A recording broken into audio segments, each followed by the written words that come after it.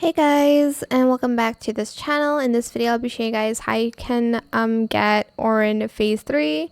So you'll need to win the parkour 5 times. You'll need to find an infected eye in the labyrinth hidden in the mountains, and you need to like the game.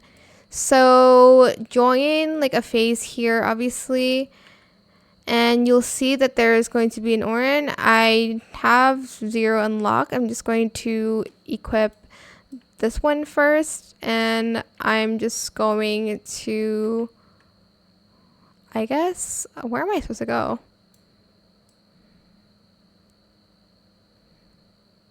Okay, so here, can I not go to phase 3?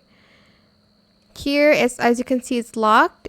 The mission is win the parkour 5 times, which I have 0, and then do the rest. So that is how you can win the Oren Phase 3. Can't really show you the whole thing on what you should do. As you can see, there's phases here, but that is it for this video. I hope it was helpful for you guys. Don't forget to like, comment, share, and also subscribe to this channel if you haven't done that already. If you have any more questions about this video, just leave it in the comment section down below. I will try my best to answer them all for you guys. And if you found this video helpful, please click the thanks button as well.